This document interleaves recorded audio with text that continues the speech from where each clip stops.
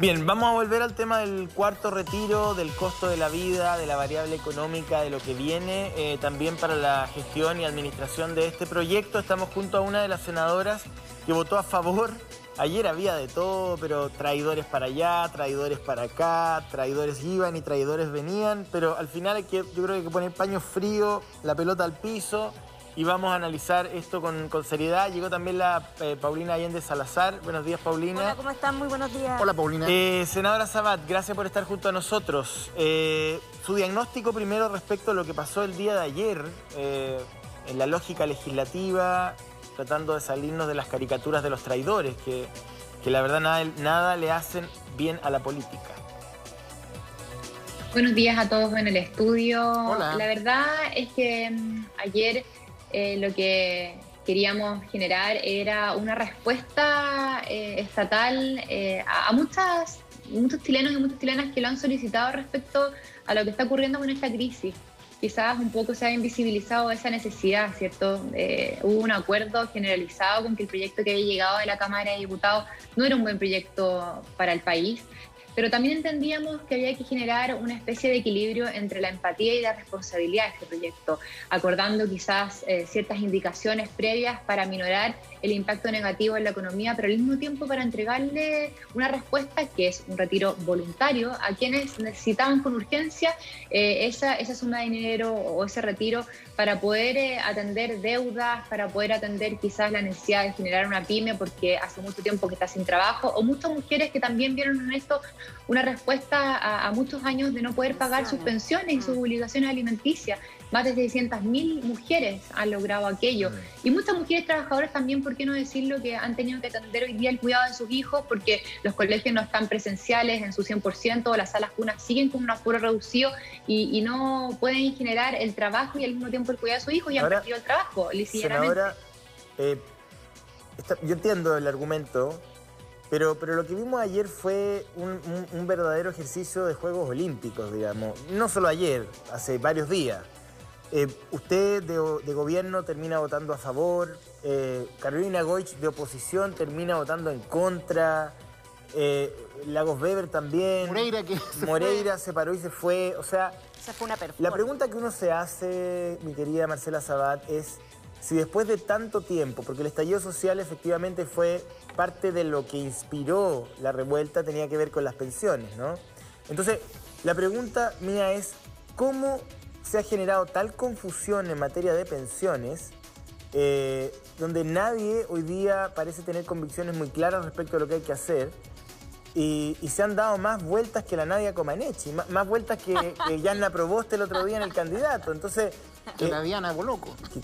¿cuál es la dificultad? O sea, la gente ya no sabe qué pensar. ¿Es bueno? ¿Es malo? ¿Qué fondo común? ¿Reparto? ¿Capitalización individual? O sea, uno esperaría una clase política que después de todo el tiempo que ha pasado, todas las comisiones que se han hecho desde gobiernos de izquierda y derecha, tuvieran más o menos claro para dónde va la micro, po.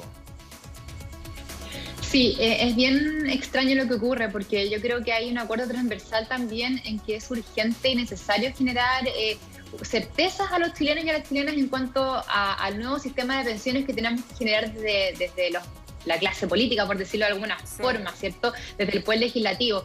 Pero lamentablemente no hay acuerdo en aquello. Entonces, cuando uno ve este tipo de debates legislativos, lo que más uno ansía es poder, en el fondo, generar la empatía y también responsabilidad en ciertas herramientas que puedan entregarle una respuesta a la ciudadanía, pero es muy complejo ese equilibrio también. Entonces, lógicamente, cuando uno está desde un sector impulsando o entregando una respuesta legislativa que no es quizás la mayoritaria en el sector que uno representa, es más complejo, pero es importante también decir que aquí hay que respetar, y yo lo digo principalmente desde la opinión que generamos los pares en el Poder Legislativo con quienes tenemos una opinión distinta, porque yo te puedo decir que costó mucho tomar la decisión de ayer, fue difícil. Había que generar de alguna otra manera este como equilibrio, ¿cierto?, entre la responsabilidad, la empatía de entender también que muchos necesitan una respuesta estatal que la presionaron mucho. No ha sido cubierto. La presionaron mucho del gobierno, sus pares,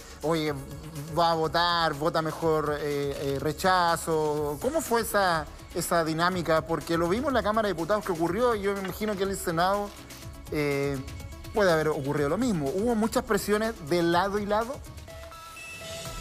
Mira, evidentemente es difícil tener la posición minoritaria con respecto al sector que uno representa. Hay muchas conversaciones y yo creo que al final lo que uno tiene que dejar como claro es que lo que va a importar va a ser la convicción que uno se forma. Yo me demoré muchísimo en tomar la determinación porque escuché mucho, porque intenté estudiar también mucho respecto al impacto que podía generar mi voto. Y en ese sentido yo creo que finalmente se respetó la decisión que yo había tomado, pero claramente hubo muchas conversaciones y es muy difícil generar conversaciones que vayan en torno a lo mayoritario. No, la verdad es que no. Yo creo que se entendió que este era un debate legislativo complejo. Y en eso también recalco el respeto que hubo respecto a la decisión que yo tomé.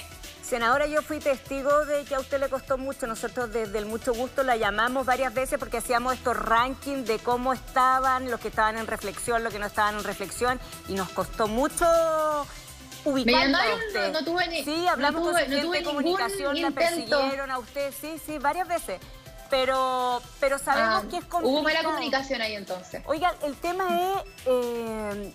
ha estado ese proyecto de transformación, porque la senadora Goich lo decía, o sea, hablemos en serio. Hay un proyecto que ella misma ha empujado de transformación del sistema de pensiones y ahí está chantado en el Senado.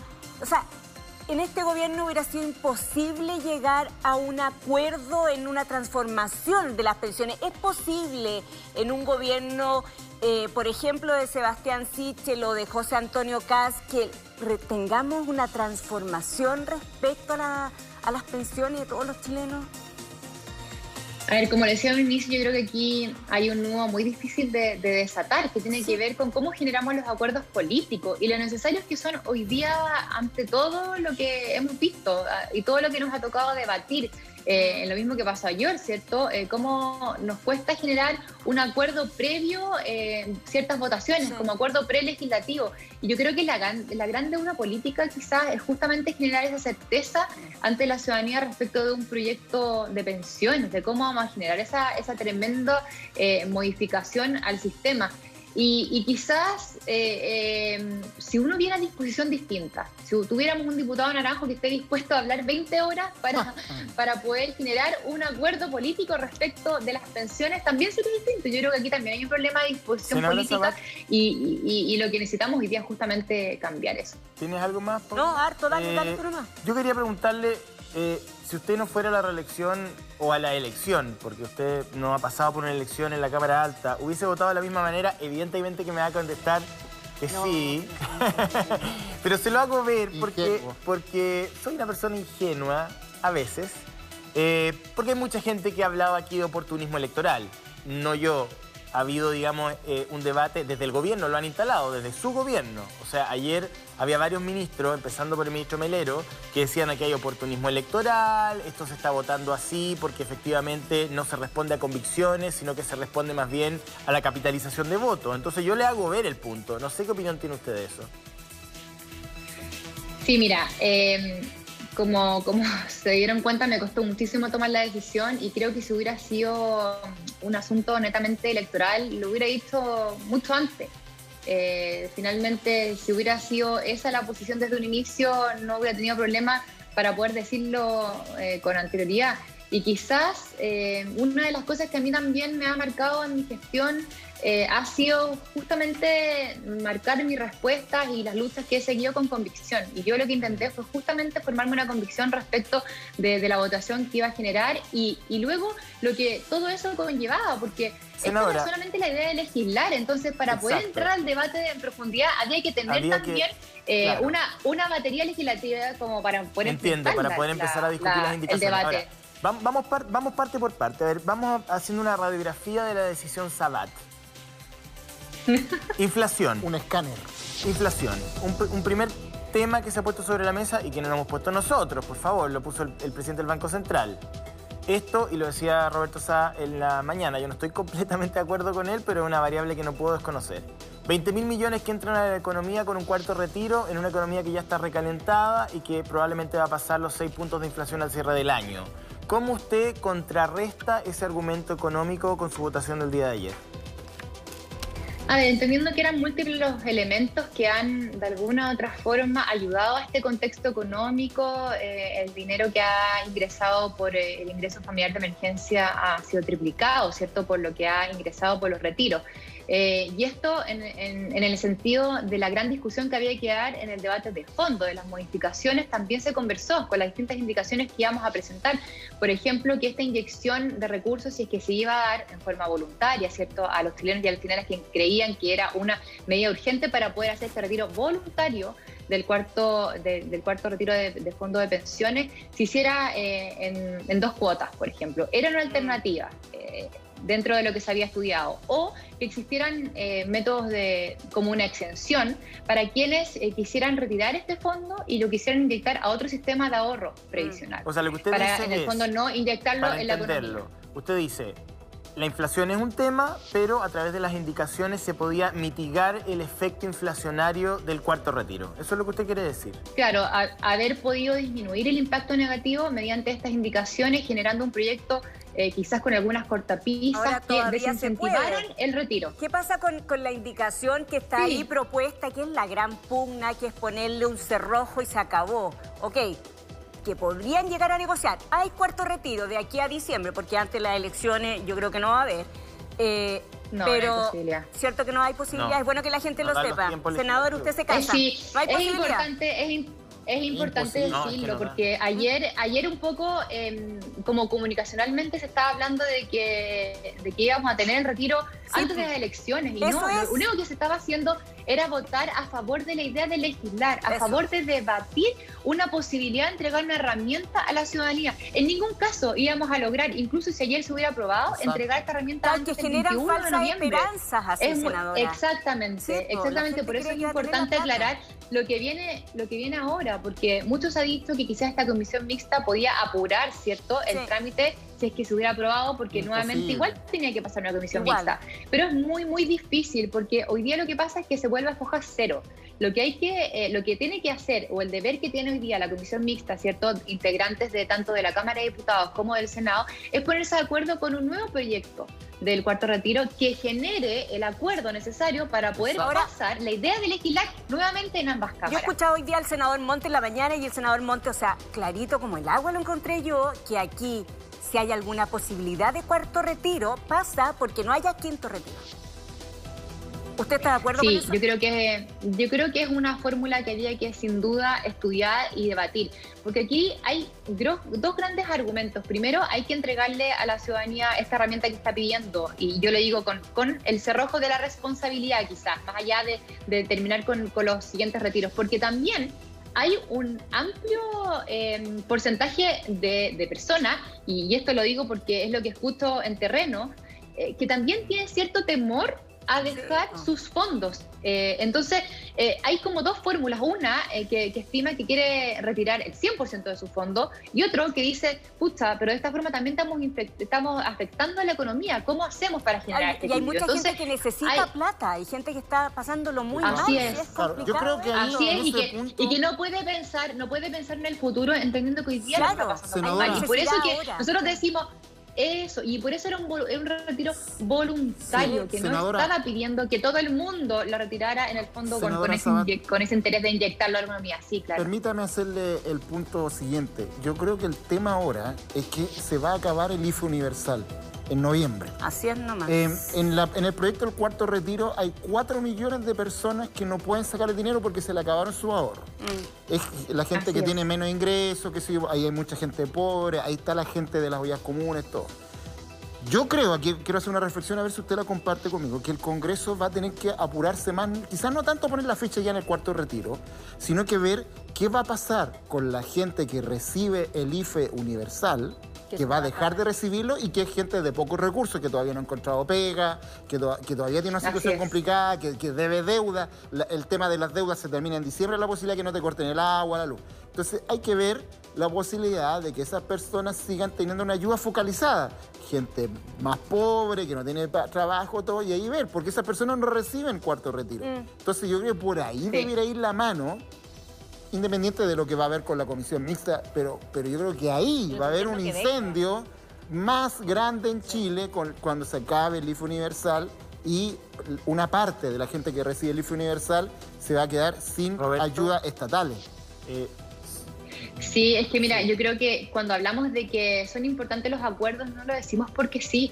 Yo creo que es importante generar acuerdo político en base a nuevas herramientas y hablo desde todo sentido. No lo digo solamente en cómo vamos a generar un nuevo IFE más focalizado, sino que también, por ejemplo, cómo vamos a desincentivar el desempleo para que, por ejemplo, mujeres que están perdiendo el empleo porque no tienen con quién dejar el cuidado de sus hijos. Entonces, ¿cómo dejamos de trabar ciertos proyectos de ley? El teletrabajo para mujeres, o al tiro termino la idea, para mujeres u hombres que tengan hijos menores de 12 años, fue un proyecto que avanzó súper rápido, que fue transversal, sin embargo el gobierno le puso un veto y lo paralizó. Hoy día retira el veto porque entiende que es una mala forma de enfrentar un proyecto como ese, pero no le pone tampoco el impulso para que esa respuesta llegue a esas mujeres. Entonces, la senadora se está osandolizando. Se lo digo está con todo el cariño. No, pero por favor. De alguna manera.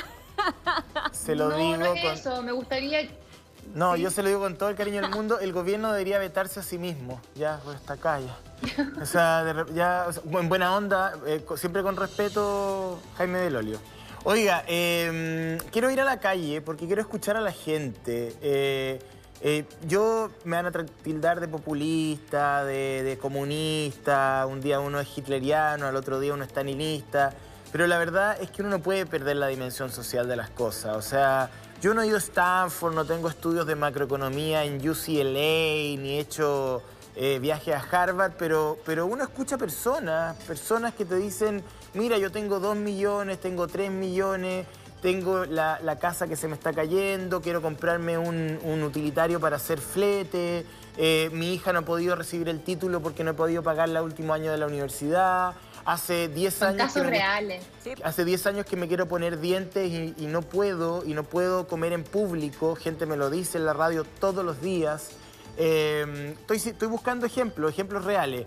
Mis padres están enterrados en un nicho prestado porque cuando murieron por COVID yo no tenía plata para financiar el funeral y me prestaron un nicho, entonces los quiero trasladar a un lugar donde yo les pueda dar cristiana sepultura. Entonces yo no sé si eso está en la cabeza de los académicos del Banco Central o de Mario Marcel. A lo mejor no tiene por qué estar, digamos. Pero sí debería estar... Deberías estar hoy día, yo creo. No sé. Hay una mirada social económica que debería tener ese criterio.